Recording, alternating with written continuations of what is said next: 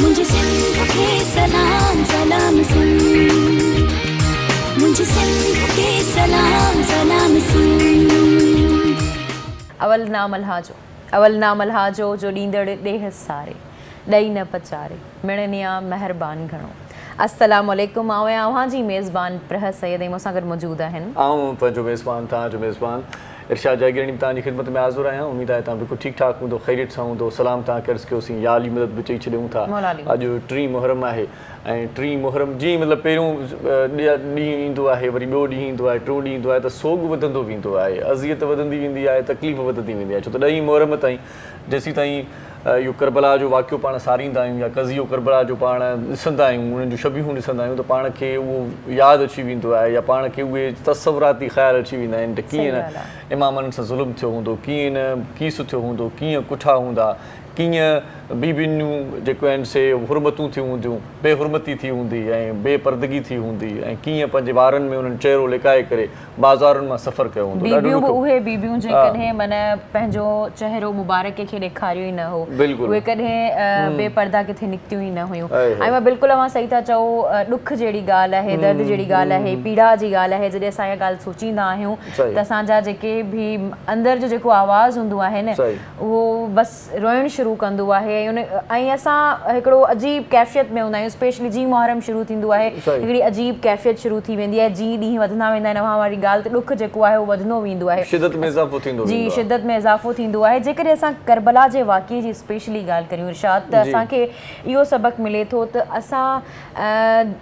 असांजे करे जंहिं एॾियूं क़ुर्बानियूं ॾिनियूं या जिन मतिलबु एॾियूं क़ुर्बानियूं ॾिनियूं, हुज़ूर सल्लल्लाहु अलैहि वसल्लम पाण ॾिनियूं, उनखां पोइ उन्हनि जो जेको पूरो ख़ानदान हो, उन्हनि जेके हेॾियूं क़ुर्बानियूं ॾिनियूं, त उन्हनि ते असां छा पिरायो आहे, असां छा सिखियो आहे, असां पंहिंजे दीन खे कीअं बचायो आहे। असांखे इहो सबक़ु मिले थो या असांखे इन शइ ते अमल करणु खपे त असांखे नेक साले थियणु खपे, असांखे जेका आहे उहा नेकी जी वाट वठणु खपे। ऐं जेकॾहिं असां ॻाल्हि करियूं उन्हनि जे क़ुर्बानियुनि जी, त हुननि पंहिंजी जानुनि जो नज़रानो ॾिनो, पंहिंजे माल जो नज़रानो ॾिनो, पंहिंजी जॻह जो नज़रानो ॾिनो, ऐं उनखां अलावा उन्हनि पंहिंजनि जो नज़रानो ॾिनो, त उन्हनि अलाह ताला जी राह में जेको आहे न सभिनी खे क़ुर्बान करे छॾियो। अच्छा, क़ुर्बानीअ जे विच में हिकिड़ी ॻाल्हि ॿी एड कंदा हलूं त क़ुर्बानीअ जो त मिसाल किथे मिले ई कोन थो, अहिड़ी अज़ीम क़ुर्बानी आहे। पर जीअं तव्हां ॻाल्हि कई न त उन्हनि छा कयो, उन्हनि जा जेके अमल हुया न, जेकी नेक साले अमल आहिनि, उन्हनि खे पिराइण जी ज़रूरत आहे। बिल्कुलु इमाम हुसैन अलैहिस्सलाम ॾाढो ख़ुशि गुफ़्तार हुयो ऐं घटि ॻाल्हाईंदड़ हुयो, शीरी गुफ़्तार रखंदड़ हुयो, सुलझणो हुयो, तरबियत हुनजी ॾाढी ज़बरदस्त थियल हुई। छो त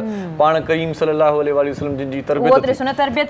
तरबियत उनजी थियल हुई, ऐं पाण करीम सल्लल्लाहु अलैहि वसल्लम त माण्हुनि खे चवंदा हुया, ॿियनि खे चवंदा हुया त मुंहिंजा इहे महबूब आहिनि, माना इमाम हसन ऐं इमाम हुसैन इहे मुंहिंजा महबूब आहिनि। ऐं पाण जॾहिं सजदे में झुकंदा हुया पाण करीम, त पोइ इमाम हसन ऐं इमाम हुसैन हुन सां खेचलूं कंदा हुया, पाण उन्हनि खे परे करणु न फरमाईंदा हुया ऐं डिघो सजदो करे छॾींदा हुया। इमाम हुसैन अलैहिस्सलाम सां उनजी मोहबत उनसी त शुरू खां ई हुई। इमाम हुसैन अलैहिस्सलाम जॾहिं पैदा थियो त पाण अज़ान मुबारक बि उन्हनि ॾिनी ऐं गॾो गॾु अक़ीक़ो बि उन्हनि कयो। ऐं वॾी ॻाल्हि इहा जेका पहिरीं ख़ुराक इमाम खे मिली आहे न, त उहा मतिलबु त ज़बान मुबारक जेका आहे हुज़ूर अकरम सल्लल्लाहु अलैहि वसल्लम जी उन में मतिलबु लहद मुबारक जेको चवंदा आहिनि न, लहन,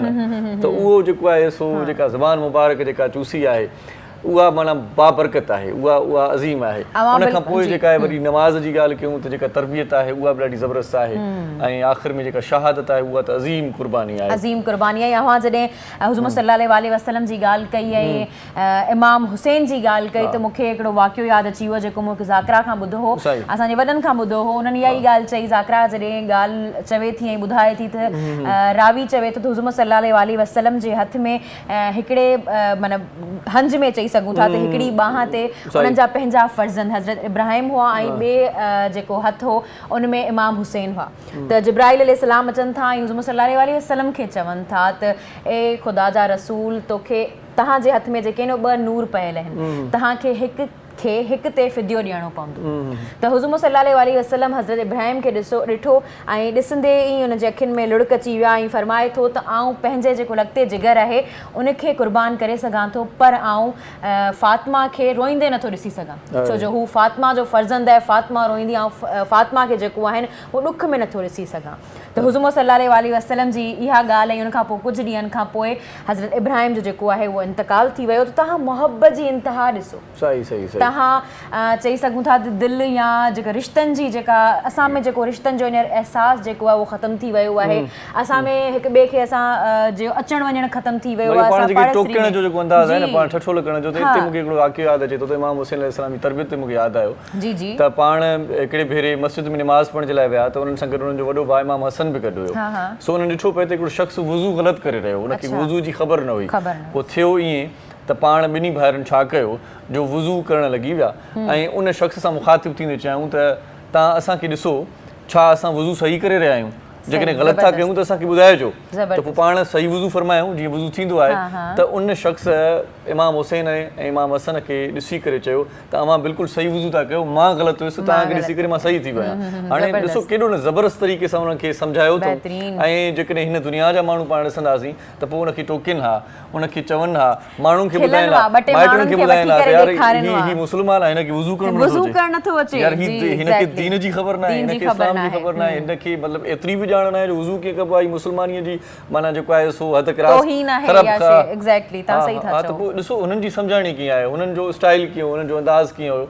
जो कहिड़े तरीक़े सां हुनखे सम्झायो अथऊं ऐं पाण उहो शख़्स वरी पाण ई चवे थो इतराफ़ करे थो त तव्हां वुज़ू सही कयो था आऊं ग़लति आहियां छो त हुनखे ख़बर पइजी वई त कीअं मतिलबु वुज़ू कबो आहे ऐं इहा ॻाल्हि तव्हां बिल्कुलु ॾाढी सुठी ख़ूबसूरत ॻाल्हि ॿुधाई आहे मूंखे काफ़ी सबक़ु मिलियो आहे असांजा जेके नाज़रीन सन पिया उन्हनि खे काफ़ी सबक़ु मिलियो आहे असां ईअं कंदा आहियूं त जेकॾहिं को माण्हू का ग़लति ॻाल्हि करे रहियो आहे या को ग़लति एक्ट करे रहियो आहे असां ठठोल कंदा आहियूं असां मज़ाक़ उड़ाईंदा आहियूं असां उन ते घटि वधि ॻाल्हाईंदा आहियूं ॿियनि खे बि सॾे करे ॾेखारींदा आहियूं त हिन जो ग़लति एक्ट आहे इहो हालांकि इहो जेको तरीक़ो आहे इहो जेको अंदाज़ आहे इहो जेको रवैयो आहे इहो बहितरीनु आहे मूंखे लॻे थो असां सभिनी खे इन रवैये ते अमल करणु खपे असां सभिनी खे ईअं करणु घुरिजे जेकॾहिं असां कंहिं बि माण्हू जी किथे बि का ग़लती ॾिसूं था का कोताही ॾिसूं था असांखे लॻे थो त हिते लेकिंग आहे ऐं इहो ग़लति थी रहियो आहे त असां उनखे सुठे तरीक़े सां सम्झाए सघूं था ऐं जॾहिं सुठे तरीक़े सां सम्झायो न जो कंहिंखे ख़बर न पवे हू मञी बि वञे तव्हां इहा ॻाल्हि नोट कयो जॾहिं असां कंहिंखे सम्झाईंदा आहियूं त उहो माण्हू मञंदो न आहे उहो चवंदो आहे न आउं ग़लति न आहियां छो जो हर को माण्हू जेको न पाण खे सही सम्झंदो आहे तंहिं करे उनखे तरीक़ो अहिड़ो इस्तेमालु करियो अहिड़े तरीक़े सां उनखे सम्झाइण जी कोशिशि करियो जेको उहो माण्हू पाण मञी वञे सुठो बि लॻे वरी माना ख़राब लॻे जेकॾहिं तव्हां कंहिंखे टोकींदो चवंदो तोखे कुझु नथो अचे त ज़ाहिर आहे त हू दिलि में ॾुखु कंदो हाणे सिर्फ़ु एतिरे ताईं बि न पाण वरी इहा ॻाल्हि वरी उहो ॾे ताईं पहुचाईंदो बंबोर खे ॿाहिरि ॾेई छॾींदा माइटनि मिटनि दोस्तनि खे सभिनी खे ॿुधाईंदो यार कल्ह मां ॾिठो मां हाल कोन हुयो सही था चओ इहो ई शइ थींदी आहे ऐं स्पेशली असांजे पेरेंट्स उन्हनि खे आउं इहा ॻाल्हि ज़रूरु चवणु चाहींदसि त असांजा जेके पेरेंट्स आहिनि जेके वॾा आहिनि उहे अक्सर ॿारनि खे जेको आहे उहो टोकींदा आहिनि अहिड़े तरीक़े सां टोकींदा आहिनि जेको ॿारु ज़िद में अची वेंदो आहे ॿारु वधीक ज़िद कंदो आहे या त रोइणु शुरू करे छॾींदो आहे या उहो उन अमल खे नाहे छॾींदो त उनखे बि अहिड़े तरीक़े सां सम्झायो अहिड़े तरीक़े सां उनखे अहिड़ी सिचुएशन क्रिएट करे छॾियो ताकी उनखे पाण खे महसूसु थिए त इहो नुक़सान में आहे असां खसारे में आहियूं ऐं जॾहिं असां खसारे में हूंदा आहियूं त उन्हनि शयुनि खे छॾणु खपे छो जो ज़िंदगी ॾाढी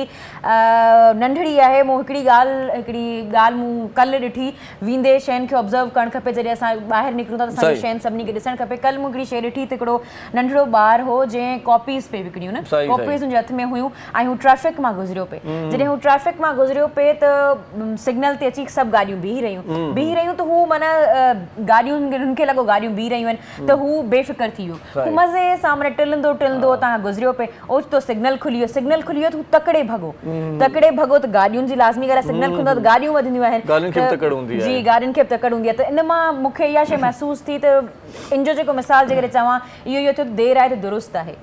देरि सां आयो पर दुरुस्त आयो बची वियो त असांखे बि घुरिजे त असां जेकॾहिं देरि सां बचूं था त पर दुरुस्त अचूं पर असांखे अचिणो आहे छो ज़िंदगी जेका आहे न माकोड़ी जेतिरी आहे असां सम्झूं था त उठ जेतिरी आहे असांजी वॾी ज़िंदगी आहे पर माकोड़ी जेतिरी आहे हालांकि कुझु माण्हुनि जी त माकोड़ी जेतिरी बि नथी थिए असां अखियूं खोलियूं था या अखियूं बंदि थियूं थी वञनि इन ज़िंदगीअ में जेको बि कुझु करणो आहे तव्हांखे उहे नेक ऐं साले अमल करणा आहिनि हक़ ऐं सच जो साथ ॾियणो आहे ऐं हक़ जे लाइ आवाज़ उथारणो आहे हक़ जे लाइ जेकॾहिं आवाज़ नथा उथारे सघूं त उनजी विच में का मुदाख़लत बि न कयो कई माण्हू अहिड़ा आहिनि जेकी पाण त आवाज़ न उथारे सघंदा आहिनि पर पोइ जेकी आवाज़ उथारींदा आहिनि उन्हनि खे बि रोकींदा आहिनि त मरी वेंदे ॿार मरी वेंदे पर सची ॻाल्हि इहा त क़ब्रिस्तान जो तव्हां कॾहिं चकर लॻायो उते उहे माण्हू बि दफ़न आहिनि जिन खे रुॻो इहो ख़ौफ़ हुयो त असां हक़ लाइ विढ़ंदासीं त मथां मरी न वञूं उहे बि मरी विया मतिलबु मरणो सभिनी खे आहे त पोइ छो न बहादुरी सां मरिजे छो न हक़ ते ऐं सच ते अटल रहिजे ऐं पोइ दम धणी हवाले ऐं तव्हांजी जेका ॻाल्हि हुई बहादुरी वारी उनखे या कनेक्ट कंदी हलां जेको पहिरीं त तव्हांखे ॿुधाईंदी हलां त जेकॾहिं अव्हांजे हथनि में मौजूदु न आहे डेली डीजल त अव्हां वेबसाइट ते वञी पढ़ी सघो था www.dailydiesel.com ते ऐं तव्हांखे ईज़ीली ते अवेलेबल मिलंदी। ऐं पहिरीं ख़बर जी जेकॾहिं तरफ़ हलूं असां त बलोचिस्तान में फ़ौजी हेलीकॉप्टर गुम, कोर कमांडर कोयटा ऐं DG कोस्ट गार्ड समेत 6 ॼणा सवार हुआ, SPR जो चवणु आहे। जेकॾहिं आउं इन जी ॻाल्हि करियां त उहो जेको हेलीकॉप्टर हो उहो कोयटा खां कराची अची रहियो हो ऐं उहो जेका उते बलोचिस्तान जी तव्हांखे हालत जी ख़बर आहे जेका फ्लोट जी जेका जी उते रिलीफ लाइ जेके हुआ उहे गॾु हुआ मददगार जेकी मारूड़ा आहिनि जेके देशवासी आहिनि उन्हनि जी सार संभाल लाइ हुआ ऐं उन खां पोइ जॾहिं हेलीकॉप्टर कोयटा खां कराची निकितो त उहो अञा ताईं गुम आहे, गुमशुदा आहे। अॼु हींअर ताईं जेका ख़बर आहे उहा अञा ताईं गुमशुदा आहे। जेकॾहिं उन्हनि में हिकिड़ी ॻाल्हि ॿुधायां त सरफराज़ अली सूमरो साहिब जेके आहिनि उहे लेफ्टिनेंट जनरल हुआ ऐं उहे लेफ्टिनेंट जनरल जेके आहिनि उहे फर्स्ट सिंधी लेफ्टिनेंट जनरल आहिनि ऐं ॾाढा बहादुर, ॾाढा प्रोफेशनल ऐं उन्हनि खे जेके आहिनि उहे 2 तमग़ा मिली चुका आहिनि। ऐं जेकॾहिं ॿुधायां त उहे उन्हनि खे जेको टाइटल मिलियो आहे उहो हीरो ऑफ कारगिल ऐं सवात मिलियो आहे ऐं उन्हनि खे 2 दफ़ा अवॉर्ड बि मिली चुको आहे, तमग़ाए बिसालत। ऐं जेके हुआ उहे 111 ब्रिगेड ते बि हुआ ऐं जेकॾहिं उहा ॻाल्हि करियां त उहा ॾाढी मुश्किल हूंदी आहे, उन लाइ महिनत खपंदी आहे, प्रोफेशनल आहे। आर्मी चीफ जी टोड़ में बि शामिल थी सघियो आर्मी चीफ जी ऐं छो जो उहा आर्मी चीफ खां जेके हुआ उहे 1 रैंक घटि हुआ त आर्मी चीफ जी बि दौड़ में असीं सभु उन्हनि जे दुआगू आहियूं त अल्लाह ताला उन्हनि खे महफ़ूज़ रखे, अल्लाह ताला उन्हनि खे पंहिंजे हिफ्ज़ो अमान में रखे। ऐं उन खां अलावा जेके असांजा ख़बरूं अचनि पियूं त अजल जो शिकार थी विया आहिनि, अलाह पाक इहा सणाई करे ऐं ख़बर इहा दुरुस्त न हुजे। पर जेके सोशल मीडिया ते मां थोरी देरि पहिरियां अपडेट्स पे ॾिठियूं त हुन में इहो हुयो त हादसो जिते थियो आहे त ससवी पुनू जी जेका मज़ार आहे उनजे भरिसां इहो हेलीकॉप्टर किरियो आहे ऐं हेलीकॉप्टर में सवार जेकी बि फ़ौजी दोस्त हुया असांजा उहे शहीद थी चुका आहिनि। इहा ख़बर हाणे ताज़ी अपडेट्स आहिनि, ताज़ी मिली वई ख़बर न आहे त हाणे छा आहे अञा ईंदड़ वक़्त में वधीक असांखे तव्हां न्यूज़ ते बि ॾिसी वञा त जेको सिंध TV न्यूज़ ते इहा ख़बर हलंदी हूंदी उते बि तव्हांखे अपडेट मिली सघे थी ऐं असांखे जेतिरी अपडेट हुई उहा तव्हांखे ॾिनीसीं ऐं ॾाढी ॾुख जहिड़ी ॻाल्हि आहे। उन खां अलावा जेके असांजा प्राइम मिनिस्टर आहिनि उन्हनि बि इहा ॻाल्हि कई आहे त जेके सरफराज़ अली सूमरो साहिब आहिनि जेके लेफ्टिनेंट जनरल आहिनि उहे ॾाढा प्रोफेशनल माण्हू आहिनि ऐं उन्हनि खां अलावा आर्मी चीफ सां उन्हनि जी ॻाल्हि ॿोल थी आहे ऐं उहे ॾुख में बराबरि जा शरीक आहिनि। अच्छा, ॿियूं ख़बरूं जेके आहिनि उनमें इहा ख़बर बि शामिल कंदा हलूं त शिकारपुर खां कश्मीर ताईं इंडस हाईवे खे ताज़नि बरसातुनि तबाह करे छॾियो ऐं 3 महीना अॻु ठहियल रोड हंधा हंधा उखड़ियल हादसा मामूल बणिजी विया। इन खां सवाइ मोहन जो दड़ो में ज़री पाणी जी खोट संगीन, हज़ारें एकड़ ज़रई ज़मीन बंजर, सारियुनि जो बेजारो सड़ी तबाह थियणु लॻो ऐं भिरिया रोड लॻो सरकारी प्राइमरी स्कूल जी छित जा चापड़ धमाके सां किरी पिया, फर्नीचर तबाह, ॿारनि में डपु। इन खां सवाइ खोड़ सारियूं इलाइक़े जूं ख़बरूं पिया आहिनि ऐं इन खां सवाइ जेकॾहिं तव्हां एडिटोरियल पढ़णु चाहियो त पोइ अॼोके अख़बार ॾाढो सुठो एडिटोरियल लिखियो आहे त सिंध में डायरिया जो मर्ज़ु बेकाबू, डायरिया जो मर्ज़ु वधी वियो आहे। ऐं इन खां सवाइ किसो करबला जे शहीदनि जो ॾाढो सुठो कॉलम आहे, मोहरम मोटी आयो आया तान इमाम, इन हवाले सां हिकिड़ो कॉलम आहे, मुल्क जी ख़तरनाक हालतुनि में हुकूमत खे छा करणो घुरिजे, इन हवाले सां कॉलम आहे। हिन अख़बार जो chief editor doctor Abdul Karim Rajpur साहिबु आहे। अॼु अगस्त जी 2 तारीख़ आहे, 2022 जो साल आहे। सो हिते बिल्कुलु बिल्कुलु हिते वठूं था हिकिड़ो शॉर्ट कमर्शियल ब्रेक ऐं मोटी अचूं था त पोइ जेकी मौज़ महिमान असां सां गॾु हूंदा बि असां सां गॾु रहिजो, असांजा मौज़ महिमान बि असां सां गॾु रहंदा छो जो इन वाक़िए जे बारे में असां सभिनी खे नॉलेज हुजणु खपे, उन ते असां गुफ़्तगू कंदासीं। गुफ़्तगू जेका आहे उहा तमामु प्रोडक्टिव थियण वारी आहे त असां उमेद इहा कयूं था त तव्हां असां सां गॾु हूंदा। तो असां सां गॾु ई रहिजो ऐं ॾिसंदा रहिजो। सलाम सिंध। सलाम सिंध। मुंहिंजे सिंध खे सलाम सलाम सिंध, मुंहिंजे सिंध खे सलाम सलाम सिंध। सलाम सिंध में हिकु भेरो वरी तव्हांखे वरी कार चऊं था। तव्हांजी वॾी महिरबानी आहे, तव्हां वक़्तु कढंदा आहियो, असांजो प्रोग्राम ॾिसंदा आहियो ऐं ॾिसंदा आहियो त पोइ ॻाल्हियूं बि सम्झंदा आहियो ऐं उन खां पोइ फीडबैक बि ॾींदा आहियो। उहो फीडबैक असां ताईं पहुचंदो आहे, असांखे तमामु घणी ख़ुशी थींदी आहे, सराही थींदी आहे त असां जेको प्रोग्राम कयूं था जामे तरीक़े सां तव्हां ताईं पहुचे पियो ऐं तव्हां उन मां कुझु न कुझु पिरायो था। असीं बि तमामु घणी ॼाण हासिलु कंदा आहियूं, अॼु बि ईअं ई कंदासीं छो त हीउ जेको वाक़ियो आहे करबला जो इन हवाले सां तमामु घणो वक़्तु घुरिजे थो। सो असां स्टार्ट वरितोसीं कल्ह खां वठी ऐं 4 ॾींहं इन ई वाक़िए ते पाण घणी गहरी नज़र विझंदासीं ऐं सम्झण जी कोशिशि कंदासीं ऐं वरी पोइ उन खां पोइ जेको इन मां सबक़ु पिराइजे थो, जेका ॻाल्हि असांखे मिले थी, मुस्बत जेके ॻाल्हियूं आहिनि उहे पिराइण जी कोशिशूं बि कंदासीं। बिल्कुलु अवां सही था चओ इरशाद, इंसान जी जेका तबियत में बि चेंजिस अची वञनि। बिल्कुलु जॾहिं असां इहे सभु ॻाल्हियूं ॿुधूं था त असांखे पाण खे ठठोलियूं था त असां किथे आहियूं, असां छा करे रहिया आहियूं, असांखे हाणे छा करणु खपे। असां काफ़िनि शयुनि ते, काफ़िनि ॻाल्हियुनि ते अमल करणु लॻूं था। असांखे नॉलेज मिले मिले थी, उम्मीद आहे त अव्हां सभिनी खे बि नॉलेज मिलंदी हूंदी। असां ॾाढा सुठा स्कॉलर मौजूदु आहिनि प्रोग्राम में, पहिरीं उन्हनि जो तारुफ़ कराईंदी हलां, पोइ उन्हनि सां कचहरी थींदी। नूह ख़ान बहन उन्हनि सां बि ॻाल्हाईंदासीं, उन्हनि सां बि कचहरी कंदासीं, उन्हनि खां बि पुछंदासीं। बहरहाल असांजे प्रोग्राम में जेके मौजूदु आहिनि मौलाना सैयद अरबाब अली शाह मूसवी साहब मौजूदु आहिनि। अव्हांखे प्रोग्राम में भलीकार चवां थी। जेकॾहिं इन्हनि जो तारुफ़ कराईंदी हलां त उन्हनि जे बारे में ॿुधी करे ॾाढी ख़ुशी थी असांखे त पाण बेसिकली रहंदा ईरान में आहिनि, ईरान में ई रहनि पिया, पर हिते जेको आहे उहो सिंध में टूर ते आया आहिनि ऐं पोइ पूरे मुल्क में उहे टूर कंदा। काफ़ी शहरनि जा नाला हिननि ॿुधाया त उते असां वेंदासीं ऐं छो वेंदा उन्हनि जे बारे में तव्हांखे ॿुधाईंदी हलां त हिननि जा पंहिंजा जेके आहिनि उहे 5 सेंटर आहिनि तिब जा, ऐं पाण जेके आहिनि उहे फिज़ियोथेरेपी पढ़ी अथनि, फिज़ियोलॉजी पढ़ी अथनि ऐं उनखां अलावा पाण ऑनलाइन जेके आहिनि उहे सेशन्स बि ॾियनि था, ॿारनि खे पढ़ाइनि बि था ऐं उन्हनि खे नॉलेज बि ॾियनि था ऐं काफ़ी ऐं उनखां अलावा ईरान में बि मदरसे में प्रिंसिपल आहिनि ऐं उनखां अलावा प्रोफेसर बि आहिनि पाण। ऐं ॾाढी ख़ुशी थी त प्रोग्राम में असां सां मौजूदु आहिनि। सिहत लाइ फ़ाइदे वारियूं आहिनि ऐं उनखां अलावा जेको असांजा ॿिया इलाज आहिनि, दवाऊं आहिनि, उन्हनि खां जेके नेचुरल इलाज आहे उहो केतिरो फ़ाइदेमंद आहे। जी, ऐं उनखां अलावा जेके असांजा ॿिया महिमान मौजूदु आहिनि ऐं ॾाढा सुठा आहिनि, ॾाढो सुठो ॻाल्हाइनि था, उन्हनि सां बि असां ॻाल्हाईंदासीं, उन्हनि खां बि पुछंदासीं। मौलाना सैयद मोहम्मद तलार रिज़वी साहब, अव्हांखे बि प्रोग्राम में भलीकार चऊं था। ऐं उनखां अलावा जेके हेॾां जी तरफ़ हलनि उहा खां जेके मौजूदु आहिनि असांजा जेके आहिनि वसीर रज़ाक कुरैशी साहब, अव्हांखे प्रोग्राम में भलीकार चऊं था। ऐं उन्हनि जे पासे में ॾाढा प्यारा ॾाढा सुहिणा नंढा ॿार बि वेठल आहिनि, क्यूट आहिनि ॾाढा माशाअल्लाह सां। प्रोग्राम खे स्टार्ट थियण खां पहिरीं मूं उन्हनि सां इंट्रोडक्शन थियो हो, उन्हनि जो नालो अव्हांखे ॿुधाईंदी हलां, ॾाढो ख़ूबसूरत नालो अथनि आलिया हैदर साहब। अव्हांखे एलिया हैदर साहब, अव्हांखे बि प्रोग्राम में भलीकार चऊं था। थोरो मथे ते ॾिसो, हा सही आहे। ऐं उनखां अलावा जेके आहिनि असांजे प्रोग्राम में रिज़वाना हसन साहिबा मौजूदु आहिनि, अव्हांखे बि प्रोग्राम में भलीकार चऊं था। अच्छा जी तलाल साहब, आगाज़ आप से ही करते हैं। आज के दिन पे थोड़ी रोशनी डालें तो फिर आगे बढ़ते हैं। बिस्मिल्लाहिर्रहमानिर्रहीम। सारी तारीफ़ें अल्लाह के लिए और दुरूद व सलाम मोहम्मद और आले मोहम्मद के लिए। मुहर्रमुल हराम की हकीकत ज़ाहिरी बातें किसी से छुपी हुई नहीं है। ये इस्लाम से पहले भी तक़द्दुस का महीना था, एहतराम का महीना था, और फिर इस्लाम के बाद भी उस हुर्मत को जो दीन शरीयत इब्राहीमी की थी, इस्लाम ने उसे बरकरार रखा। बादे वाक़े करबला इमाम हुसैन की शहादत की निस्बत के सबब इस महीने को और ज़्यादा इज़्ज़त और एहतराम हासिल हुआ,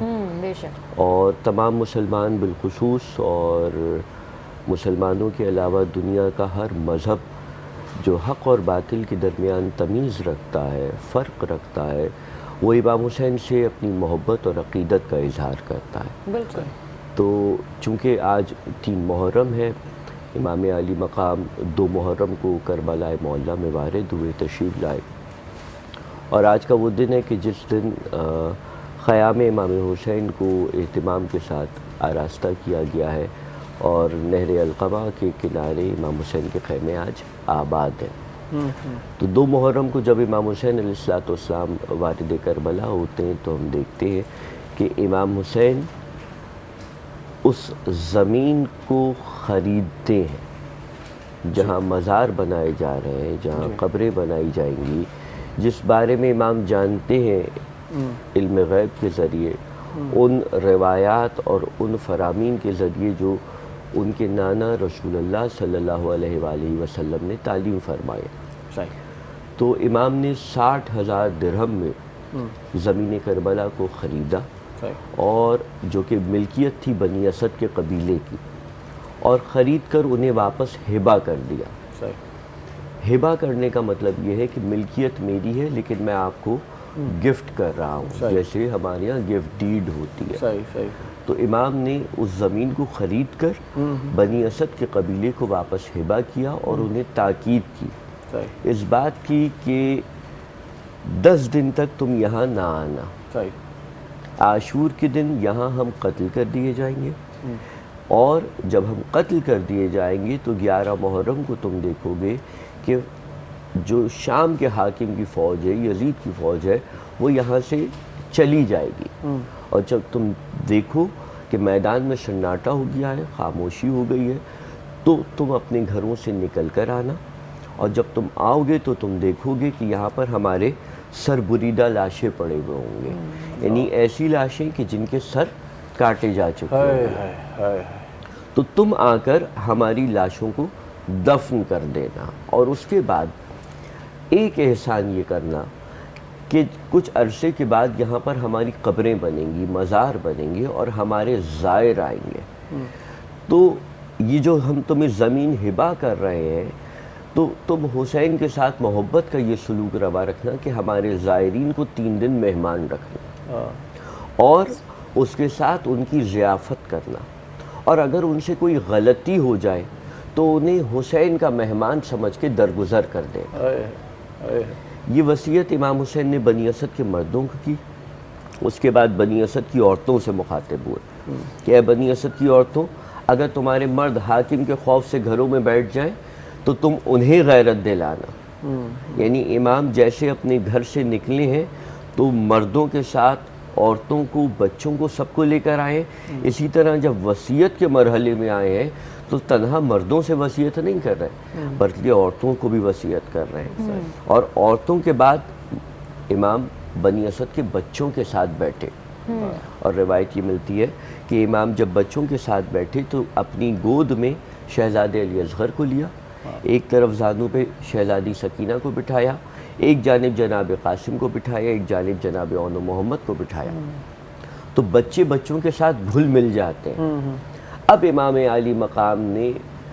बच्चों से सवाल किया, वो बच्चे जो बनी असद के कबीले से ताल्लुक़ रखते हैं, कि बच्चों तुम क्या करते हो? तो बच्चों ने कहा कि जब हमारी तदरीस का वक्त ख़त्म हो जाता है, हम अपने इल्म व फ़न के मामलात से फ़ारिग़ हो जाते हैं, तो उसके बाद हम अपने बड़ों के साथ खेलने के लिए घर से बाहर आते हैं। सही। और दरिया के फ़राग के किनारे हम खेलते हैं। अच्छा।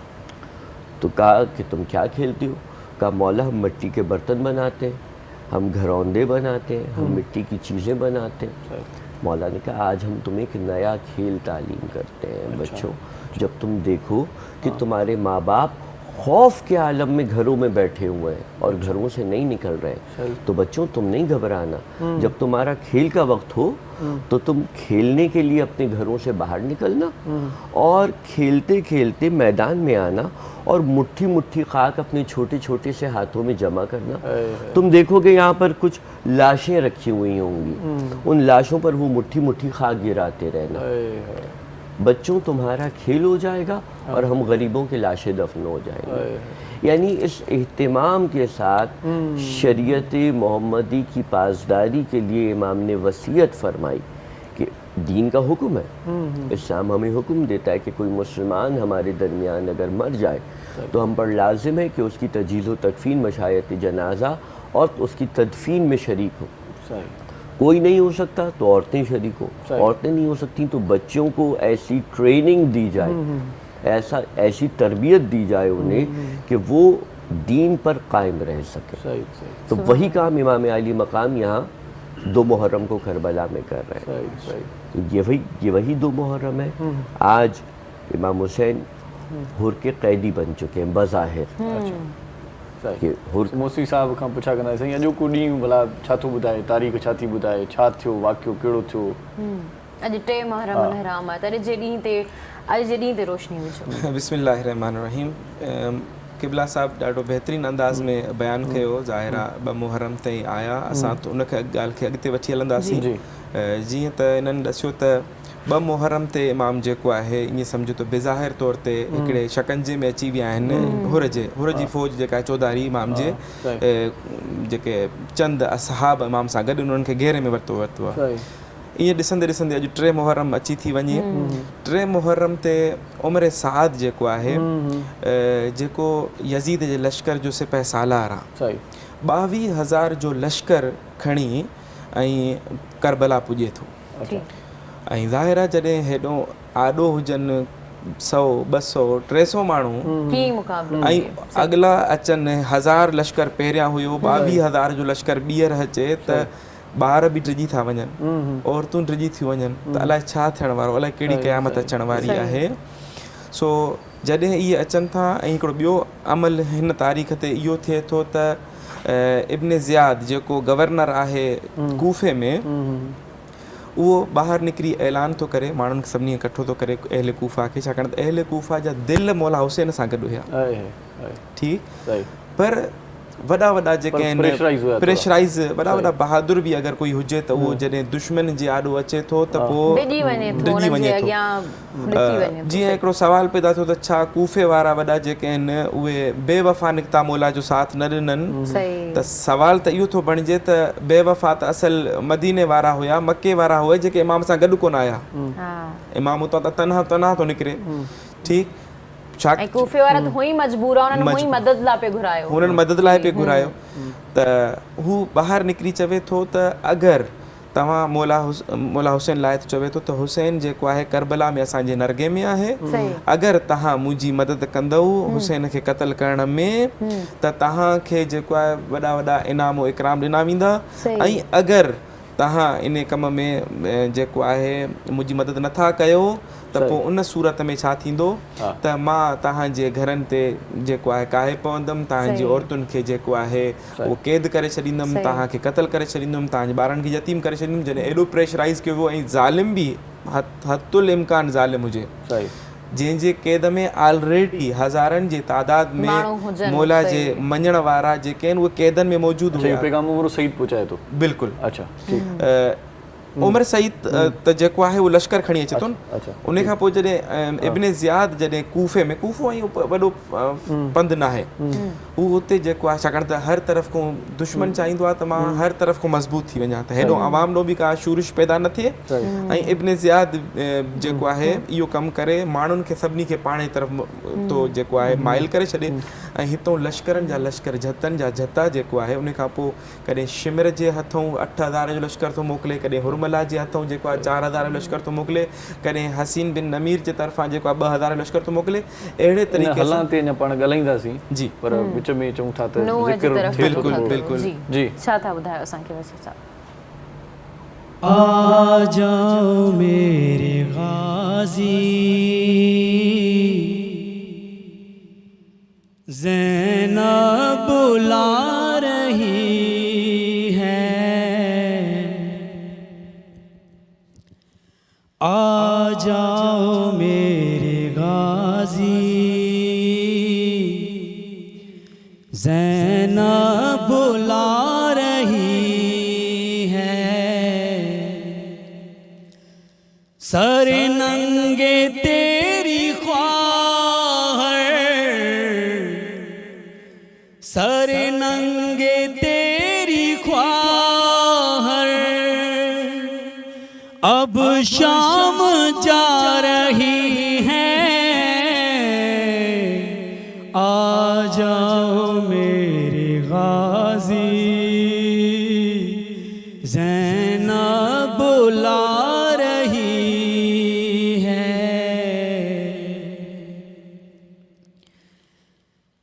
बेगोरो बेकफन है सिबते नबी का लाशा, उसने वफा किया जो हक से किया था वादा, अब शय से अपना वादा, अब शय से अपना वादा ज़ैनब निभा रही है, आ जाओ मेरे गाजी ज़ैनब बुला रही है। बाजार में खुले सर हैं बेटियां नबी की, पत्थर बरस रहे हैं और तुम के नटली की, बालों से मुँह छुपाए, बालों से मुँह छुपाए, खुतबे सुना रही है, आ जाओ मेरे गाजी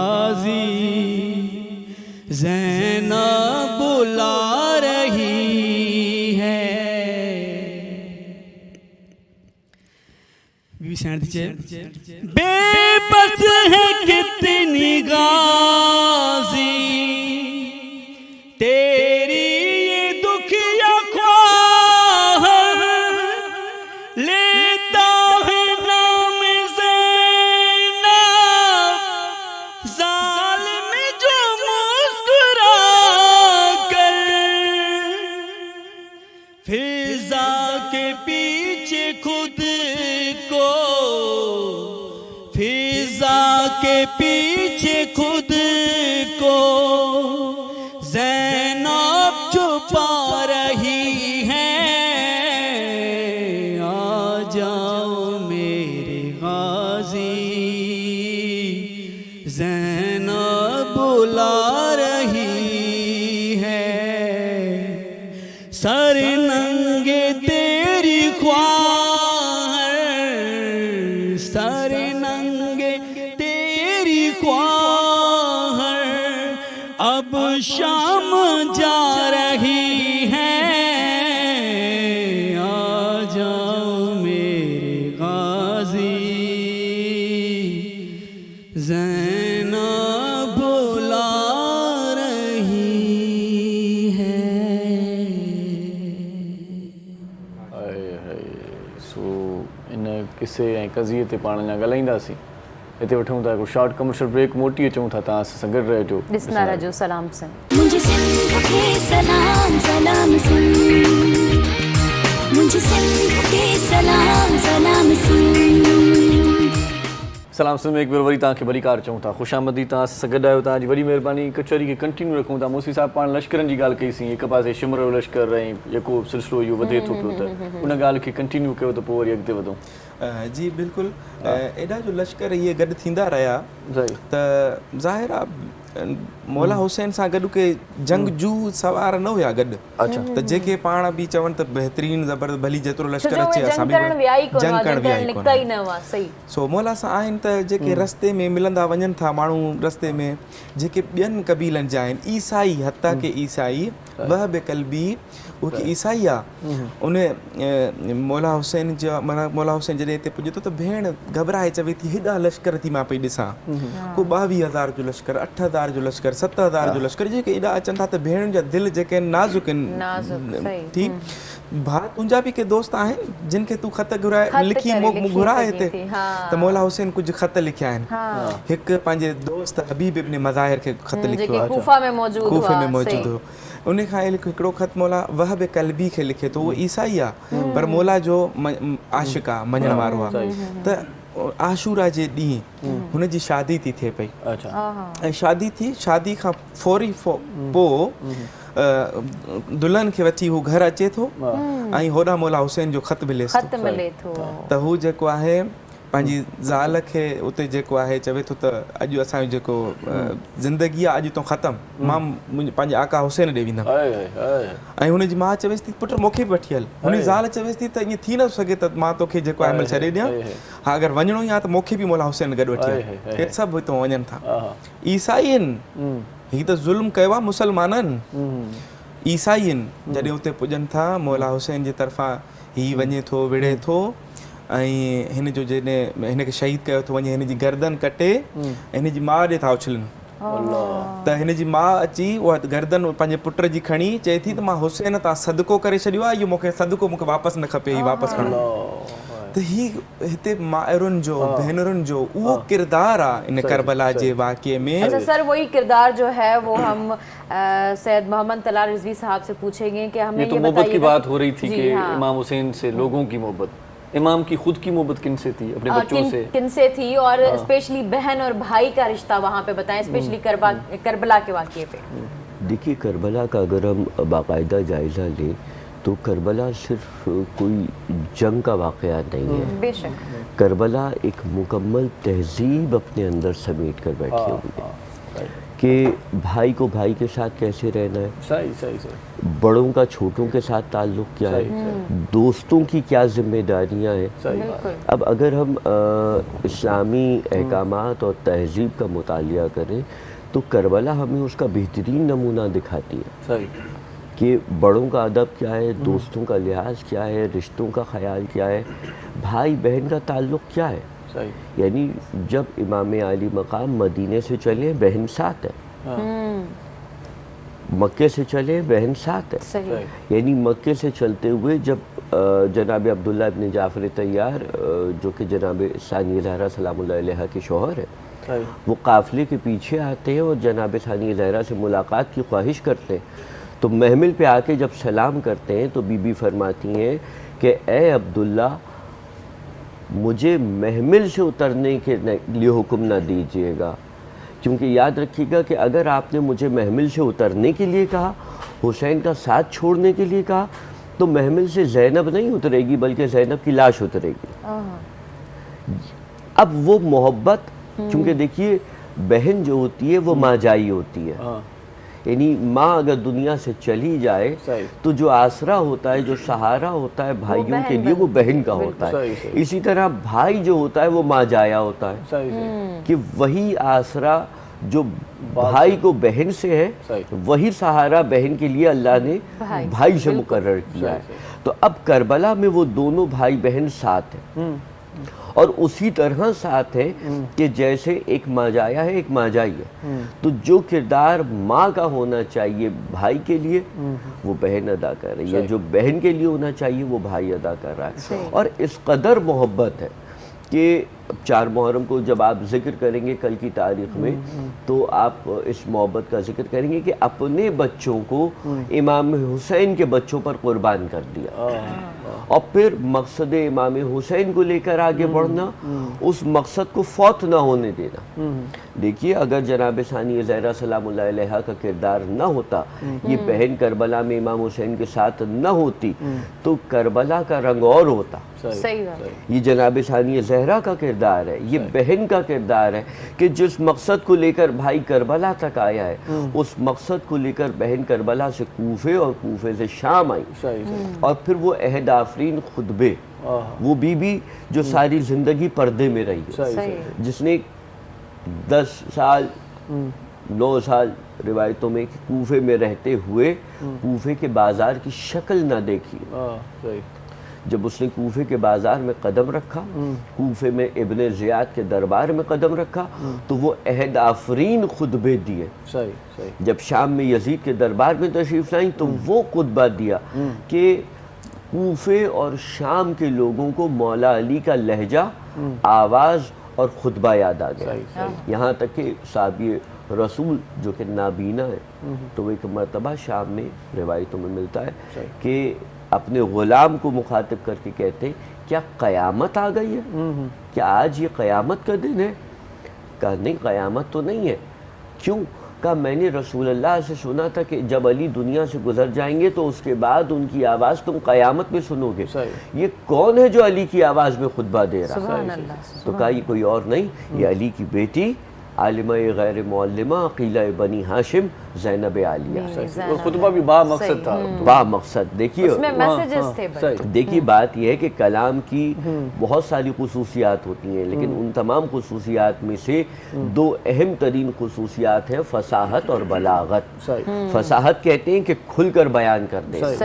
کہ وہ واضح ہو جائے, اور بلاغت کہتے ہیں کہ جو سب سے اہم چیز ہے اس کو سب سے پہلے رکھا جائے, جو سامنے والا سننا چاہتا ہے جتنا موضوع دینا ہے اتنا ہی موضوع دیا جائے, فالتو یا اضافی گفتگو نہ کی جائے. تو جناب ثانیہ زہرا سلام اللہ علیہا کے جو خطبے ہیں وہ ان کا کانٹینٹ اتنا جامع ہے, فصاحت اور بلاغت اس کی اتنے کمال پر ہے کہ ہم دیکھتے ہیں کہ ان خطبوں کے اندر وہ مقاصد پورے ہوتے ہیں. مثال کے طور پر صرف ایک جملہ بی بی کا کہ یزید تیری حکومت گنتی کے برس کی رہ گئی. اب یہ گنتی کے برس کیا ہے؟ محاورہ ہے, گنتی کا محاورہ ہے. کیا ہے؟ اب جیسے ریس شروع ہوتی ہے یا کوئی اور موقع ہوتا ہے تو ہم کیا کہتے ہیں 1 2 3, یہ ہے گنتی کا محاورہ. کہ جہاں آپ کو گنتی کا شمار کرنا ہے وہاں آپ کہیں گے 1 2 3. اب آپ دیکھیے یہ شہزادی نے کہا کہ گنتی کے برس کی تیری حکومت رہ گئی, 3 سال میں یزید کا تخت و تاج سب ختم ہو جاتا ہے. یزید ختم ہو جاتا ہے دنیا سے، وہ حکومت مٹ جاتی ہے جس نے ظلم کیا ہے. صحیح. اور جناب ثانی زہرا کے الفاظ مکمل ہوتے ہیں، بی بی کے جملے گنتی کے برس، جو بی بی نے محاورہ استعمال کیا اس سے آگے وہ حکومت چل نہیں سکی. صحیح بات. تو وہ فصاحت و بلاغت کاؤنٹ ڈاؤن شروع ہو گیا تھا یزید کا تبھی سے. بالکل. صحیح. اور شہزادی نے وہ کام کردار ادا کیا کہ رہتی دنیا تک کوئی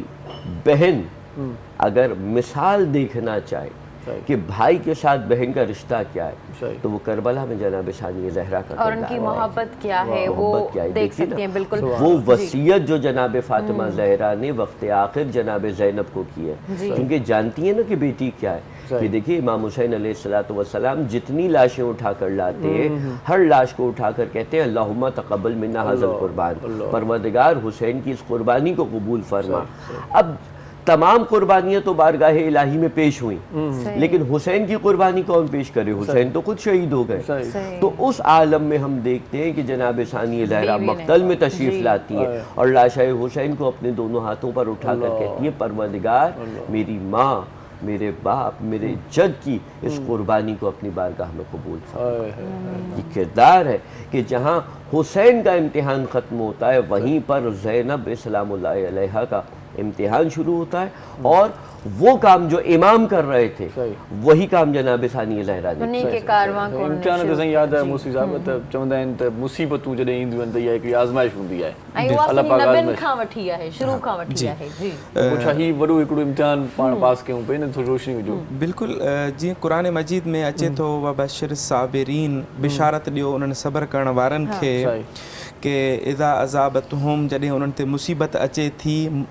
عذابتہم مصیبہ جڑے انہن تے مصیبت اچے تھی تو چھا تا چون قالو ان للہ و انا الیہ راجعون، اساں تے خدا جے طرفوں آیا سے خدا جے طرف موٹی ویندا. ٹھیک. त जेके बि नबी आहिनि अगरि असां उन्हनि जी ॻाल्हि कयूं त दुनिया जे अंदरि बि ॿिनि क़िस्मनि जूं मुसीबतूं हर इंसान ते ईंदियूं आहिनि. हिकिड़ी मुसीबत उहा आहे जेका असांजे पंहिंजे आमाल जे करे ईंदी आहे. मिसाल तौरु असां अगरि शराब पीअंदासीं त असांजा गुर्दा ख़राबु थींदा, उहा मुसीबत असांजे पंहिंजे अमल जे करे आई. असां अगरि को जेको आहे अहिड़ियूं ग़िज़ाऊं जेके असांखे मुज़र आहिनि उहे इस्तेमालु कंदासीं त असांजी सिहत ख़राबु थींदी. असां अगरि कंहिंसां को बुराई कंदासीं त असां सां बुराई थींदी. माना उहो असांजे अमल जे वजह सां. हिकिड़ियूं जेके हिन मुश्किलातूं असां ते ईंदियूं आहिनि उहे ख़ुदा जे इम्तिहान जे तौर ते ईंदियूं आहिनि. माण्हू चवंदा आहिनि माण्हू त चङो अलाए छो बणायो, अलाए छो. इब्तिला जी मंज़िल आहे त हर नबीअ ते इहो इब्तिला जी मंज़िल ते फ़ाइज़ थियो, उन मुसीबत में गिरफ़्तार थियो, नबी मुसीबत में गिरफ़्तार थियो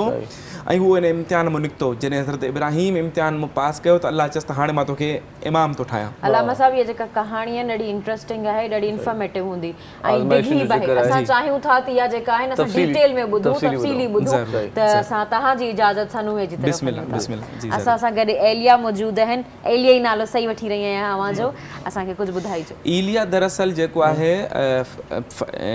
ईसाई ज़बान जो लफ़्ज़ आहे, इन खे अरबीअ में अली चइबो आहे. असल में इस्लामी लफ़्ज़ ईलिया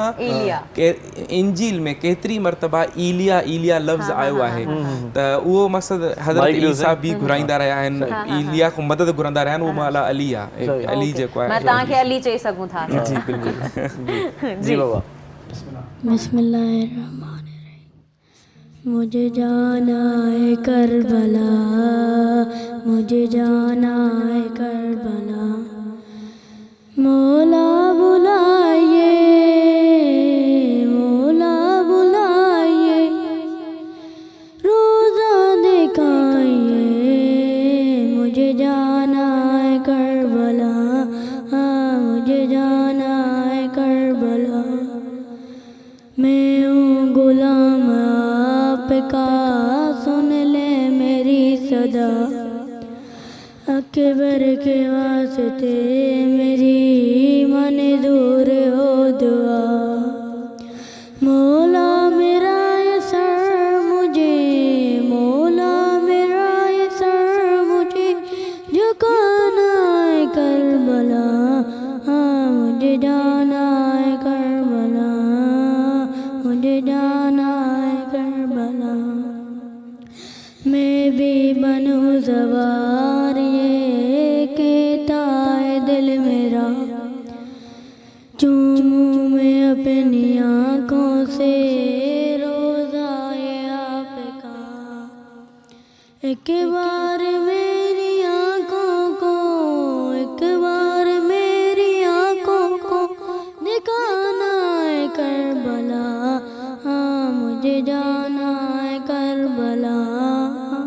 مجھے جانا ہے کربلا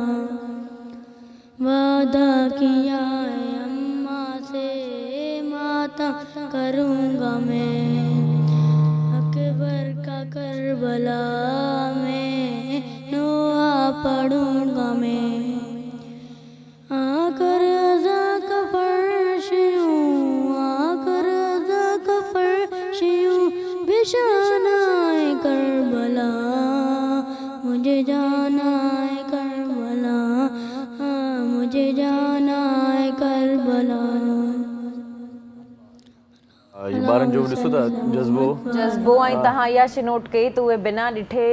पढ़ी रहिया आहिनि ॾाढो सुठे तरीक़े सां उन्हनि जी जेका दिली ख़्वाहिश आहे असां सभु दुआगू आहियूं त तव्हां जल्दी करबला वेंदा तव्हांखे जल्दी ज़ियारत थींदी बिल्कुलु ऐं हुन खां अलावा नाज़रीन तव्हांखे इहो बि ॿुधाईंदी हलां त जेके असां सां गॾु मौलाना साहिबु मौजूदु आहिनि सैयद मोहम्मद तलाल रिज़वी साहिबु उन्हनि खे वञिणो आहे किथे अर्जेंटली त उन्हनि खां बि असां जेके आहिनि उहे मोकिलाणी कंदासीं शुक्रिया आप प्रोग्राम में आए आपने बहुत ही अच्छी मालूमात दी और इंशाल्लाह इसी तरह से आप जो है वो इन्फॉर्मेशन सबको बताते रहें थैंक यू सो मच मौसी साहब असां गॾु आहे ऐं आज़माइशुनि जो जेको ज़िक्र थिए पियो बाद में उन्हीं ते कयूं था कंटिन्यू कंदासीं हिते वठूं था शॉर्ट कमर्शियल ब्रेक असां गॾु रहिजो ॾिसंदा रहिजो सलाम सिंध मुझे सिंध के सलाम सलाम सिंध मुझे सिंध के सलाम सलाम सिंध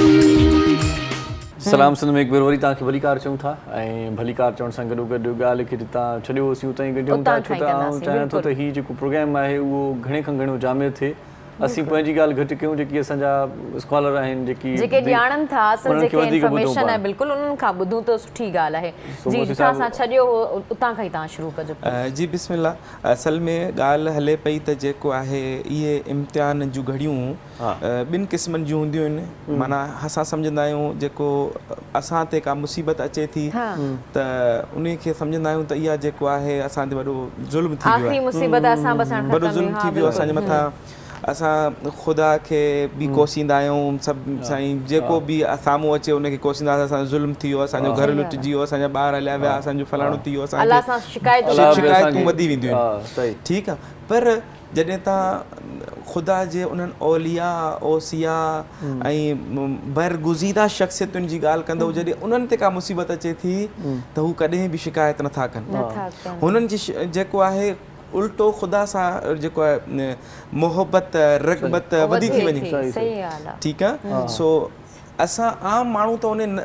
जॻह ते पुॼी कोन थो सघे हता की जॾहिं फ़िरऔन नहर नील में गर्क थी रहियो हो त इते जेको आहे फ़ौरन चए थो त मां जेको आहे अल्लाह ते ईमान आंदो आमना रब्बिल आलमीन रब्बिल मूसा व हारून मूसा ऐं हारून जे रब ते मां रब्बिल आलमीन ऐं मूसा ऐं हारून जे रब ते मां ईमान आंदो त 70 दफ़ा हज़रत मूसा खे फ़िरौन चयो त मुंहिंजी मदद कर मूंखे तो बचाए पर हज़रत मूसा उनजी मदद न कई ख़ुदा थो चवेसि परवरदिगार मूसा खे हिकु दफ़ो हे अगरि फ़िरौन मूंखे चवे हा न मां हितां बि हिनखे बचाए वञा ख़ुदा एॾो प्यार थो करे ऐं हू शख़्स ख़ुदा जी खे इनकार करे पंहिंजी ख़ुदाई पूरी हुते जेको आहे हलाइण पे चाही ऐं हलाए पियो जेतिरी उतां सरज़मीन आहे बनी इसराइल जी सॼी जो ख़ुदा अगरि कोई हुयो माण्हुनि जी नज़र में त उहो फ़िरौन हुयो ठीकु ऐं हज़रत ऐं ख़ुदा वरी ॾिसो ख़ुदा जी हिकमतुनि खे ॾिसो त उन दुश्मन जे घर में ई हज़रत नबी मूसा खे पाले थो जे तूं इन घर में वञी पल हालांकि इन मूसा जे ड्रिज खां 10,000 बनी इसराइल जा ॿार हिन फ़िरौन माराए छॾिया 10,000 ॿार पर ख़ुदा उहो सिलसिलो कयो जो पंहिंजे उनखे माउ खां जुदा कयो पंहिंजे घर में हिनखे पालाईं त नबी मूसा ते कहिड़ी मुसीबत आई सभ खां पहिरीं मुसीबत इहा आई त माउ जी गोद उन खां छुटी वई हज़रत आदम ते कहिड़ी मुसीबत आई हुनजे साम्हूं हुनजे पुट खे जेको आहे ॿिए पुट क़तल करे छॾियो पर इन्हनि सभिनी जा जेके बि मसाइब आलात आहिनि उहे कुझु अरसे खां पोइ ख़तमु थी विया मसलन हज़रत नूह अलैहिस्सलाम एॾी ख़िदमत कई एॾी तबलीग कई पर हिकिड़ो वक़्तु आयो त जेको आहे ख़ुदा हुनखे उन मुसीबत मां कढियो निजात ॾिनई इम्तिहान में पास थियो ऐं जेको आहे उहे जेके कुफ़ार जेके अज़ियत ॾियनि पिया उहे ख़तमु थी विया अहिड़ी तरीक़े सां हज़रत अयूब सभु कुझु लुटिजी वियसि पंहिंजूं ज़मीनूं पंहिंजो ॿार बच्चा पंहिंजो जेके आहिनि माल मवेशी हता के पंहिंजी सिहत एतिरा बीमार थिया जो माण्हुनि उन्हनि खे उन इलाइक़े मां कढी जंगल में फिटा करे छॾियो, चवनि त तव्हां वारी बीमारी असांखे न लॻी वञे। हिकु दफ़ो उतां हिकिड़ो गुज़र थियो हिकिड़े शख़्स जो, ऐं हज़रत अयूब नबी खे ॾिसी चवणु लॻो, ॾिठई तुंहिंजी अलाह तोसां छा कयो। त इहो तानो हज़रत अयूब खां बर्दाश्त न थियो, रोई मालिक खे, चए थो मालिक मां हे जेतिरियूं बि हे मुसीबतूं बर्दाश्त कयूं आहिनि ठीकु आहे, पर मूंखे इहो तानो बर्दाश्त नथो थिए त तूं मूंसां कयो आहे, तूं मूंसां कुझु न कयो आहे। ॾिसो हाणे केॾी कुर्ब जी त वरी बि अलाह जे नज़दीक था वञनि। त ख़ुदा चयसि त छा करी, पंहिंजे जे खेमे में वेठो आहे न, इन खेमे में जेको पथर पियो थिए, इन पथर खे खण, त पथर जो खयनि त जेको आहे उन मां पहिरियों थधो पाणी निकितो, जीअं पी, जीअं पीतनि त अंदरि जूं जेके बीमारियूं आहिनि ख़तमु। वरी उन मां गरम पाणी निकितो, चवनि हाणे इन सां तड़ कर, हाणे जेकी जिल्द जूं बीमारियूं हुयूं उहे सभु जिल्द जूं बीमारियूं उन पाणी सां तड़ करण सां ख़तमु थी वियूं। ख़ुदा वरी सभु कुझु मोटायसि, माना मुसीबतूं जेके आयूं ख़तमु थियूं। हज़रत इब्राहिम नबी एॾो वॾो नबी आहे जो सभ खां वॾो, अगरि असां नबियुनि जी ॻाल्हि कयूं त हज़रत इब्राहिम, पोइ हज़रत मूसा, हज़रत ईसा, रसूल पाक, इहे माना नबियुनि जी कैटेगरीज़ आहिनि। हज़रत नूह मसलन इहे वॾा उलुल अज़म पैगम्बर आहिनि, उलुल अज़म पैगम्बर आहे, पर जॾहिं नमरूद जी बाहि में मोकिलियो थो वञे तॾहिं बि मजनीकुन में विहारियो वियो, छाकाणि त एॾी बाहि हुई जो कोई वेझो न पियो वञी सघे। चवनि त इब्राहिम खे केरु विझंदो वञी बाहि में, कोई माण्हू जी हिमत न आहे जो वञी सघे एॾो वेझो। बिल्कुलु हिकिड़ी मंजनीक ठाहिनि परे खां, जेको आहे हुन मंजनीक में विहारे चवंदी परताप कंदासीं, उछलींदासीं। त हज़रत जिब्राइल आयो, हज़रत इब्राहिम खे चए थो का मदद जी ज़रूरत आहे त ॿुधाए, चई न मूंखे तोखां का मदद जी ज़रूरत न आहे। हुन चयुसि बसि कंहिंखां मदद जी ज़रूरत आहे, जंहिंखां मदद जी ज़रूरत आहे उनखे ख़बर आहे त कंहिंखां मदद खपे थी, चई बसि पोइ उनखां ई घुर मदद। चई उनखां छा घुरां, उहो मुंहिंजे दिलि जो हाल मूंखां वधीक ॼाणे थो, शेरक जो। पोइ जॾहिं हिन मंजनीक मां फिटो कयो त हिकु लम्हो बि उन निमरूद जे आॾो सर तस्लीम नथा कनि। इहे अलाह जा मञण वारा माण्हू, मां इहा ॻाल्हि करे करबला ते ईंदमि त हीउ अलाह खे जेको मञण वारो आहे उहो मुसीबतुनि में बि ईंदो, तॾहिं बि अलाह जी भाग दौड़ खे हथ मां न कढंदो,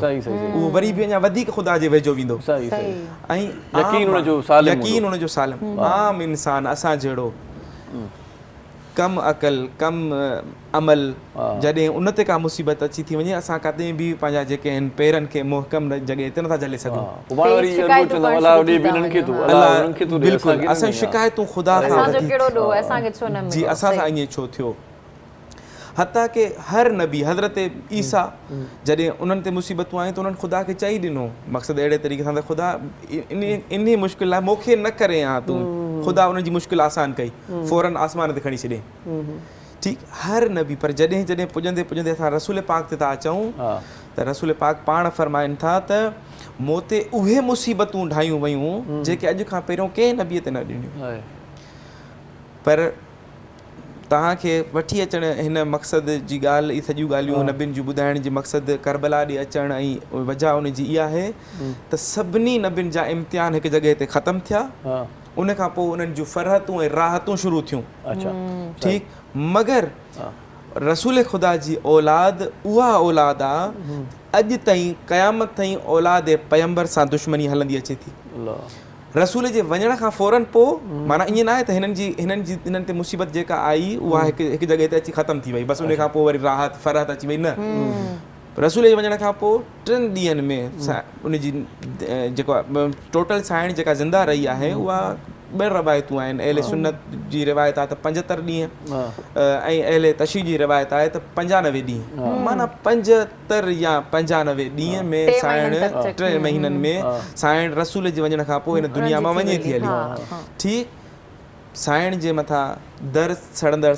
कहिड़ो थो वञे, उन्हनि जा वार अछनि कारनि खां अछा थी था वञनि, उन्हनि जी कमर झुकी थी वञे, 18 साल जो सन आहे, ज़ुल्म मज़ालिम ॾिसो। पर अहल बैत उहे घरानो आहे जंहिं कॾहिं बि पंहिंजो सब्र जो दामन हथ खां न कढियो, उहे मज़ीद ख़ुदा जे वेझो मुक़रब थींदा रहिया। साइण जे वञण खां पोइ अच्छा साइण वरी अता ज़ुल्म जी इंतिहा इहा आहे त माण्हुनि जी त ज़िंदगी ताईं चलो ज़ुल्म थियो, कंहिं माण्हुनि कयो, पर हिननि जी क़बरुनि ते बि ज़ुल्म थिया। माना मौला अली जी क़बर का 2-3 सदियुनि ताईं लिकियल हुई, ख़बर ई न ख़बर ई न हुई त मौला काथे दफ़न थियल आहिनि। भाई करबला में भी मिसमार थींदियूं रहियूं। मस्मार करबला खे चंदीन मरतबा मिसमार कयो वियो आहे। सही सही बीबीअ जी क़बर अॼु ताईं ख़बर न आहे। बीबी फातिमा ज़हरा सलामुल्लाह अलैहा जी क़बर जी अॼु ताईं ख़बर न आहे। हता के मौला किथे दफ़न कयो का ख़बर न आहे। घर में दफ़न कयो, मस्जिद बकी में दफ़न कयो। हता के अॻिले ॾींहुं कुझु मुसलमान आया, छाकाणि त बीबीअ जे जनाज़े में सिर्फ़ु 7 माण्हू शरीक थिया। इन खां वधीक बीबी मना कयो त मुंहिंजे जनाज़े ते इन्हनि खे बि न अचणु ॾिजो। उन खां पोइ अॻिले ॾींहुं कुझु मुसलमाननि चयो त असां रसूल जी इकलौती धीउ रहमतुल आलमीन जी न्याणी उहा दुनिया में हली वञे, असां उनजो जनाज़ो न पढ़ूं, ईअं थी नथो सघे। असां क़बर खोटींदासीं, साइण खे कढंदासीं, दुबारा जनाज़ो पढ़ंदासीं। मौला अली अलैहिस्सलाम 40 क़बरूं राति जे अंदरि जन्नतुल बकी में ठाहियूं, त यानी कि ख़बर न पए त कहिड़ी क़बर आहे। ऐं उन खां पोइ जॾहिं उन्हनि इहा तौहीन कई त न असां क़बर खे जेको आहे शिगाफ़्ता कंदासीं ऐं दुबारा नमाज़ पढ़ंदासीं, त मौला अली अलैहिस्सलाम उते माना एॾो सब्र कंदे कंदे अचनि था, तलवार कढनि था, चवनि कंहिंजी हिमत आहे त हिमल जेको आहे मुंहिंजे साम्हूं अची सघे। माना ई साबिर इमाम आहिनि। उन खां पोइ मौला अली अलैहिस्सलाम खे मस्जिद में शहीद कयो थो वञे। अञा दुश्मनी मुसलमाननि जी ख़तमु नथी थिए रसूल जे घर सां। वरी उनजे पुटु हसन खे जेको आहे ज़हर ॾिनो थो वञे ऐं ज़हर जे करे उनजे जेके जिगर जा टुकड़ा ॿाहिरि तश्त में ॿाहिरि निकिरी किरनि था। अञा ताईं जेको आहे मुसलमाननि जी दुश्मनी ख़तमु न थी ऐं अहल बैत जो जेको ख़ुदा जी तरफ़ इब्तिला इम्तिहान आहे उहो अञा ताईं तमामु न थियो। करबला जो वाक़ियो थो पेश अचे हिते। पहिरियां ताईं त जेको बि थियो,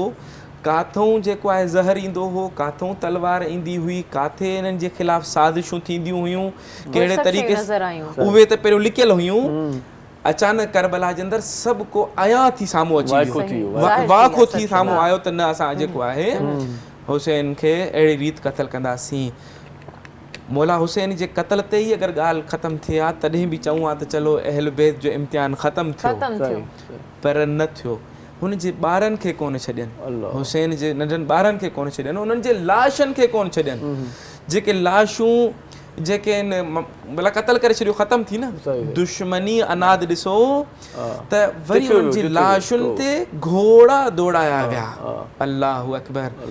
उन्हनि जूं भेणियूं ॾिसंदियूं रहियूं, उन्हनि जूं धीअरूं ॾिसंदियूं रहियूं, पंहिंजे प्यारनि जे लाशनि खे ईअं पामाल थींदे ॾिसंदियूं रहियूं। इम्तिहान ख़तमु न थियो, इन्हनि जी दुश्मनी ख़तमु न थी। वरी उन्हनि जे न्याणुनि खे बिग़ैर चादरुनि जे कूफ़ ऐं शाम जे बाज़ारुनि में रुलायो वियो, क़ैद कयो वियो। उन खां पोइ बि जेके बि बनी उमैया जा जेतिरा बि अदवार गुज़रिया, उन खां पोइ बनी अब्बास आया। इन्हनि अहल बैत सां सिर्फ़ु मञण वारो केरु चवे त सिर्फ़ु मां मौला अली जो मञण वारो आहियां, उनखे उते क़तल करे छॾियो वेंदो। जेको चवंदो मां सैयद आहियां, उनखे ज़िंदा दीवारुनि जे अंदरि चुनवायो वेंदो हुयो। माना इहो इम्तिहान तां क़यामत ताईं जेको आहे अहल बैत अलैहिस्सलातु वस्सलाम सां जेका ख़ुदा इम्तिहान वारो मंज़िलत ते खणी अचे थो। पर तव्हां ॾिसंदव पूरी करबला जे वाक़े में, करबला खां पोइ बि ॾिसंदव कंहिंजे तरफ़ खां हिकु शिकवा नथो अचे। पर इहो बि त ज़बरदस्त माना सीनरियो आहे न, जो इमाम हुसैन या उन्हनि जा जेकी बि आहिनि जेको कुटुंब आहे, इन खां पहिरियां किथे बि का विढ़ांद को झेड़े जो का तारीख़ में नथो मिले त पाण कयो हुजऊं न। बिल्कुलु माना हीअ त करबला जो हिकु जेको आहे ज़र्रो बराबर बि कोई उंगली नथो खणी सघे इन्हनि जे कैरेक्टर ते। हिननि कॾहिं जहिड़ा घर हुया, बहादुर शुजा हुया, ठीकु आहे। मसलन अगरि इंसाफ़ सां बिल्कुलु, मसलन कुफ़ार सां वेहण लाइ ख़ुदा तो हुकुम ॾिए त जिहाद कयो उन्हनि सां, ठीकु आहे। मसलन अगरि मां नंढड़ी ॻाल्हि में सॼी ॻाल्हि खे अगरि मां सिमोटियां त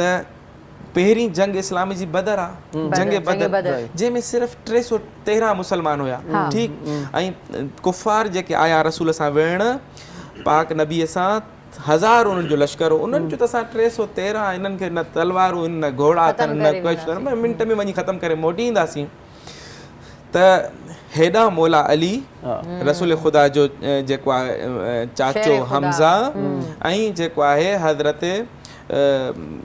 टियों बि उन्हनि जो पंहिंजो चचाज़ाद भाई आहे, माना 3 ॼणा हेॾो। ऐं 3 ॼणा होॾां दुश्मन केरु था अचनि, यज़ीद जी ॾाॾीअ जो हिकिड़ो पीउ, यज़ीद जी ॾाॾीअ जो हिकिड़ो भाउ, यज़ीद जी ॾाॾीअ जो हिकिड़ो पुटु। माना होॾां यज़ीद जो ख़ानदान थो अचे ऐं हेॾां मौला अली जो ख़ानदान थो अचे, रसूल मौला हुसैन जो ख़ानदान थो अचे। ऐं इहा जंग थिए थी ऐं 70 माण्हू था मरनि जेको आहे कुफ़ार जा, जंहिंमें 35 ॼणनि खे मौला अली तनहा थो क़तल करे।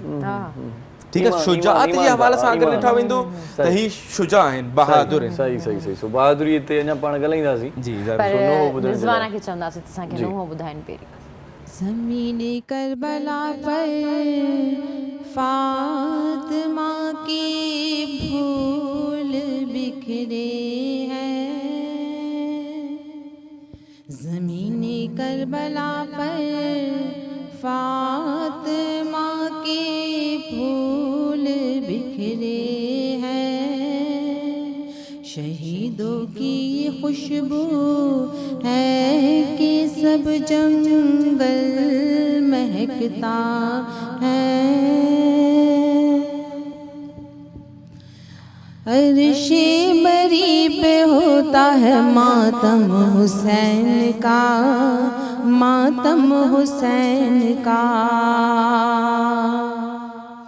अर्शे बरी पे होता है मातम हुसैन का मातम हुसैन का हूरो मलक मनाते हैं सब गम हुसैन का सब गम हुसैन का प्यारे नबी को आती थी जब करबला की याद हैरत से देखते थे मुँह अक्सर हुसैन का प्यारे नबी को आती थी जब करबला की याद हैरत से देखते थे मुँह अक्सर हुसैन का फौरन गले पे शिमर ने खंजर चला दिया आया न नजर जब कोई हमसर हुसैन का हमसर हुसैन का आया न नजर जब कोई हमसर हुसैन का हमसर हुसैन का जाकर के करबला में किया कुर्बान घर का घर एहसान कितना है बड़ा हम पर हुसैन का जाकर के करबला में किया कुर्बान घर का घर एहसान कितना है बड़ा हम पर हुसैन का तुझ पर हजार नालत ये शिमर बेशरम तुझसे हजार नालत ये शिमर बेरहम एहसान ना भूलेंगे कभी हम हुसैन का कभी हम हुसैन का एहसान ना भूलेंगे कभी हम हुसैन का कभी हम हुसैन का मक्तल में जाके आखिरी सजदा अदा किया बचपन में जो कहा था वो वादा वफा किया मक्तल में जाके आखिरी सजदा अदा किया बचपन में जो कहा था वो वादा वफा किया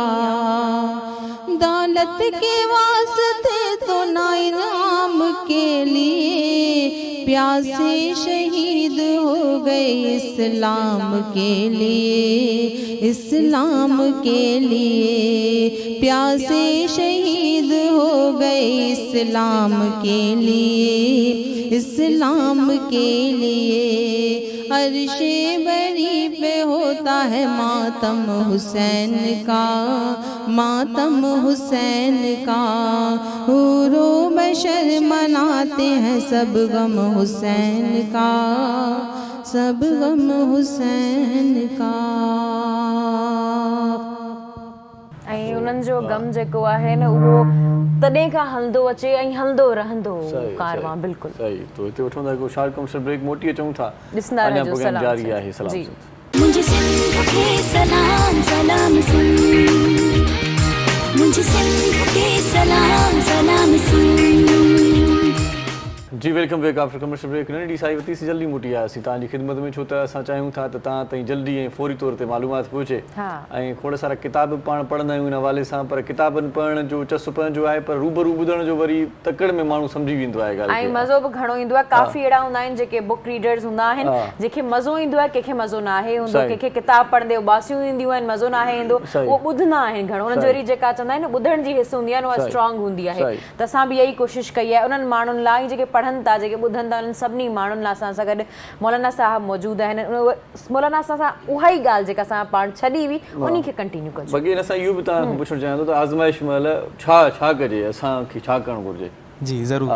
सभ खां पहिरियां त जीअं उहो ॾिसूं पिया त बहादुरी अगरि ॾिठो वञे त हिन ख़ानदान जो सभ खां जौहर आहे। हिन ख़ानदान जो शुजाअत हुजे, बहादुरी हुजे, अमानतदारी हुजे,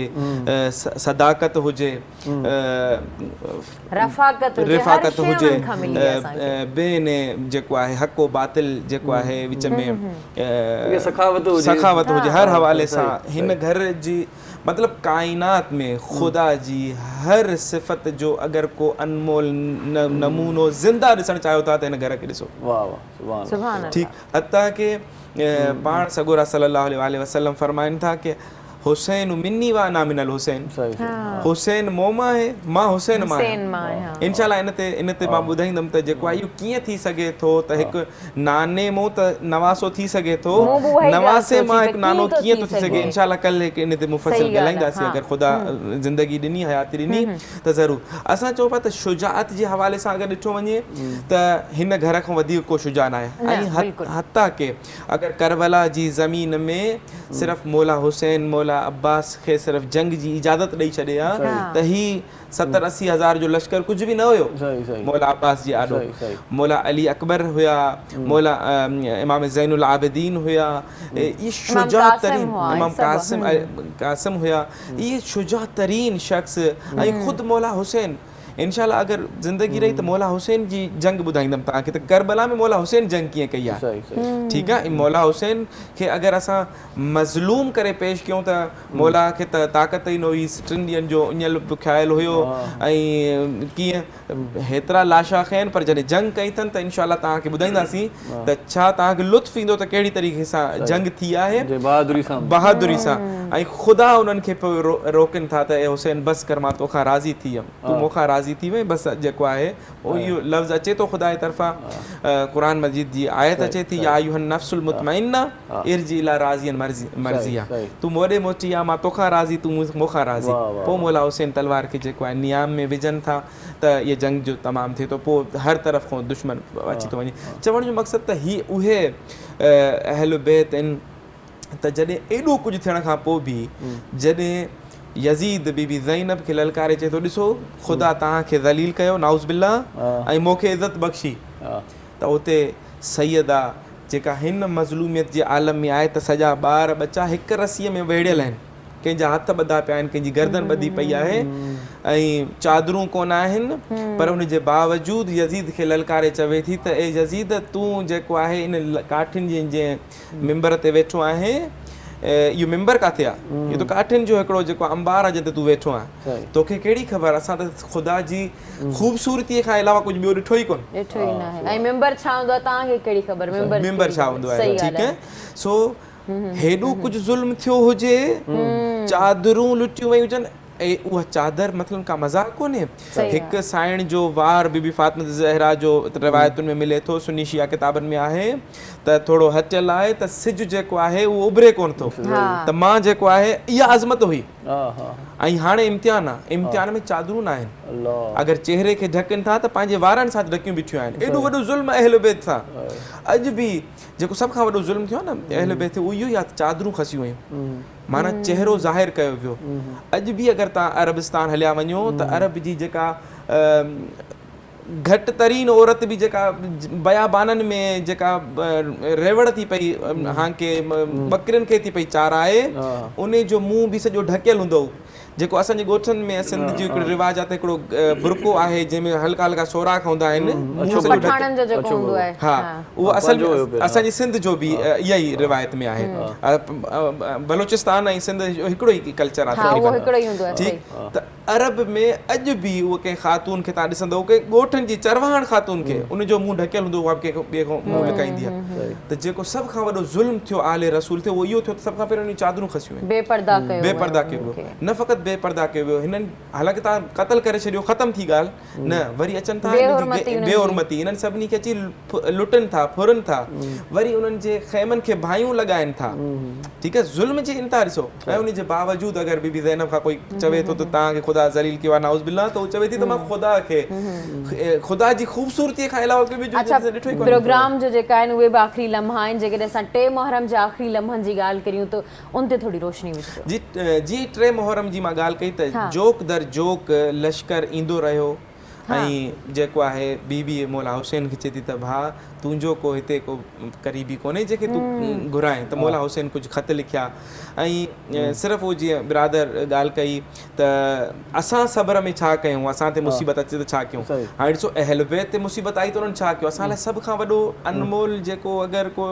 आइडियल शख़्सियतूं आहिनि त इहे ई आहिनि। अगरि कंहिं भेण जो किरदारु ॾिसूं तॾहिं बि उतो ॾिसी सघूं था, पुट जो किरदारु ॾिसूं तॾहिं बि उतो ॾिसी सघूं था, कंहिं वालिद जो किरदारु ॾिसूं तॾहिं बि उतो ॾिसी सघूं था, ठीकु आहे। तमामु किरदार असांखे हिते मिली वेंदा जेके आइडियल किरदार आहिनि। असांखे बि जॾहिं बि का मुसीबत अचे, जीअं ॾिठोसीं त हेॾनि लश्करनि जे बावजूदि बि कोई ॿार इहो नथो चए त हुसैन मौला असांखे इजाज़त ॾियो असां हलिया वञूं। असल में उहो टेरी थी विया, उन्हनि सबर करणु सिखी विया, सबर छा हूंदो आहे, हा सबर करणु सिखणु शुरू कयनि, छाकाणि त उन्हनि जो त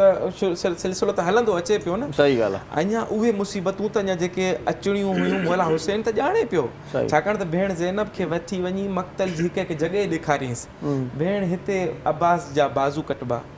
हिते कासिम शहीद थींदो, हिते अली अकबर शहीद थींदो, हिते जेको आहे अली असगर खे नेज़ो लॻंदो, इहा सभु शइ जी ख़बर हुई,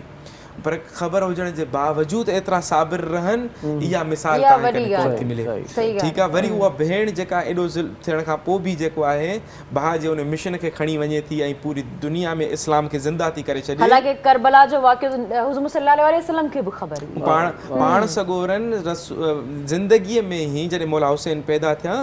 त खणी आया मौला रसूल ख़ुदा खे ॾिननि मौला हुसैन, ॾिसी पहिरियों प्यार करे वरी रुअण शुरू थी विया, त बीबी फातिमा चए थी बाबा तोखे छा मुंहिंजे पुट हुसैन सां मोहबत कोन्हे जे तूं जेको आहे रोए थो, चई मां रुआं इन करे थो त 3 ॾींहं मूंखे हिमल जिब्राइल ॿुधायो आहे त हीउ तव्हांजो नवासो 3 ॾींहंनि जो बुखियो ऐं प्यासो करबला जे मैदान में बेगोरो कफ़न क़तल कयो वेंदो, मां उन ते रुआं थो। त बीबी चवणु लॻी त बाबा उन वक़्तु मां जेको आहे पंहिंजे पुट ते गिरियो कंदमि, त मौला रसूल ख़ुदा फरमाइनि था त धी उन वक़्तु न तूं हूंदी न मां हूंदुमि न इन मौला अली हूंदो न जेको आहे हिन जो भाउ हसन हूंदो, कोई न हूंदो, अकेलो हूंदो। त बीबी चवेसि थी त बाबा बसि पोइ मुंहिंजे पुट ते रुअंदो केरु, त रसूल ख़ुदा फरमाइनि था उन वक़्तु पीशन गोई ॾियनि था त अल्लाह हिकु अहिड़ी क़ौम खे पैदा कंदो जेका तुंहिंजे पुट ते रुअंदी, जेका अहिड़ियूं औरतूं हूंदियूं जेके तुंहिंजे असांजे मस्तूरात ते रुअंदियूं, अहिड़ा ॿार पैदा कंदो जेको असांजे ॿारनि ते रुअंदा अची। त बीबी फरमाए थी त बाबा बसि मां उन वक़्तु ताईं मां बि जन्नत में न वेंदीमांव, बेहश्त में न वेंदीमांव जेसि ताईं उहे अल्लाह उन क़ौम खे न जन्नत में मोकिले। त हीअ करबला जो मार्को शिया सुन्नी जो मार्को न आहे, हीअ हिकु अहिड़ी इंसानियत जो मार्को आहे। ऐं हता की तव्हां पाण ॾिठो त केतिरा ईसाई यहूदी जेके इस्लाम क़बूल न कयो अथनि पर मौला हुसैन सां अचनि था, गॾिजी वञनि था, छा छाकाणि त उनजो ज़मीर ज़िंदा आहे। अगरि हुर जी ॻाल्हि कईसीं कल्ह असांजो प्रोग्राम हलियो त हुर जॾहिं पाण नादिम थिए थो त मां वॾो ज़ुल्म कयो आहे, हीअ त हुसैन मौला ते पाणी बंदि करण वारो मां आहियां, हिननि खे हिते छिके वठी अचण वारो मां आहियां, हू हुतां हले थो, हथ पंहिंजा ॿधे थो, पटी अखियुनि ते ॿधे थो, मौला हुसैन वटि अचे थो, ऐं जीअं ई मौला हुसैन ऐं हिन जो भाउ हिन जो पुटु उहे बि गॾु अचनि था, ग़ुलाम बि। मौला हुसैन सुबुह जो आशूर जो ॾींहुं आहे, मौला अब्बास खे चए थो ॾिसो अगरि हीअ ख़ैर जी नियत सां अचे थो त अचणु ॾियोसि, पर जे अगरि जंग जी नियत सां अचे थो त जेको आहे हिनखे रोकियोसि। त हीअ जॾहिं मौला अब्बास हिननि जे वेझो वञे थो त हू ॾसे थो त मां जेको आहे नादिम आहियां ऐं हुसैन खां माफ़ी वठणु आयो आहियां, ए अब्बास तूं जेको आहे मुंहिंजो सिफ़ारिशी बणिजी हल मौला हुसैन वटि त जीअं मूंखे उहो माफ़ु करे। त मौला अब्बास चवनि था त मौला हुसैन मुंहिंजो आका हुसैन करीम इब्न करीम आहे उहो तोखे माफ़ कंदो हीउ अचे थो जीअं ई मौला जे वेझो अचे थो कदमनि में किरी थो पए मौला जे पेरनि ते मुंहुं रखी पंहिंजो चवे थो मौला हीउ सॼो कुझु करण वारो मां आहियां अगरि मां तव्हांखे न रोकियां या मां तव्हांखे रस्तो ॾेई छॾियां त तव्हांजे ॿारनि ते हिनमहिल पाणी बंदि न थिए मूंखे माफ़ कयो त मौला हुसैन उनखे गले सां थो लॻाए ऐं जुमिलो थो चएसि ए मुंहिंजा भाउ हुर ए मुंहिंजा भाउ हुर तूं त अज़ल खां आज़ादु आहे हुर जो मतिलबु आहे आज़ादु ठीकु तूं त अज़ल खां आज़ादु आहे त असां बि इनशाअल्लाह अगरि अहल बैत जे घर सां मुंसलिक थी वञूं मोहबत कयूं त असां बि हमेशह आज़ादु रहंदासीं ऐं जॾहिं अहल बैत जे इन मसाइबनि खे आलामनि खे ॿुधंदासीं त असां पंहिंजी तमामु मुसीबतुनि ते सब्र करे सघूं वॾी महिरबानी मोसी साहिब तव्हां क़ीमती वक़्तु नो असां गॾु रहियो अॼु उहो प्रोग्राम इलाही जामिर रहियो काराइतो रहियो कुझु सिखण जे लाइ मिलियो ऐं कुझु सम्झण जे लाइ मिलियो ऐं अती बख़ैर सुभाणे वरी हिन प्रोग्राम में मुलाक़ात थींदी आख़िर में वेंदे वेंदे नोहे जी गुज़ारिश कंदासीं जी बिल्कुलु वसीर रज़ा खे चवंदासीं असांखे नोहो ॿुधायो सो असां पारां मोकिलाणी अल्लाह भाई जे लाश मथां ज़ैनब थे चयो रोई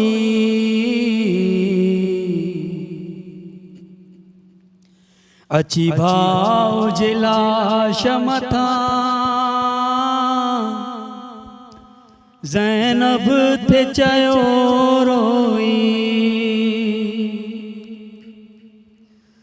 तोखे कफन ॾेई न सघियमि तोखे दफ़न करे न सघियमि मूंखे भाउ तूं माफ़ कजां अची भाउ जे लाश मथां ज़ैनब थे चयो रोई अची भाउ जे लाश मथां ज़ैनब थे चयो रोई तो ते शाम कयां मां दिल मुंहिंजी चए थी पर मजबूर हमां ॾाढी मूंखे कोन्हे का चादर तो ते शाम कयां दिल मुंहिंजी चए थी पर मजबूर हमां ॾाढी मूंखे कोन्हे का चादर मुंहिंजा हथ बि ॿधियल आहिनि मासीरो मुसाफ़िर अची भाउ जे लाश मथां ज़ैनब थे चयो रोई अकबर असगर कासिम अब्बास ते रोवां थी मासूम सकीना जी मां प्यास ते रोवां थी सजाद ते रोवां थी चादर ते मरवां अची भाउ जे लाश मथां ज़ैनब थे चयो रोई ओ भाउ खां पोइ खैमा बि जलिया मूशा में ग़रीबा में पहरा बि ॾिना ओ भाउ खां पोइ खैमा बि जलिया मूशा में ग़रीबा में पहरा बि ॾिना नाने जो दीन बचे मां भाउ रहा न रहा अची भाउ जे लाश मथां ज़ैनब थे चयो रोई मॉर्निंग शो सलाम सिंध जा तमाम एपिसोड्स ॾिसो हाणे HD क्वालिटीअ में। विज़िट करियो असांजो YouTube channel Sindh TV HD।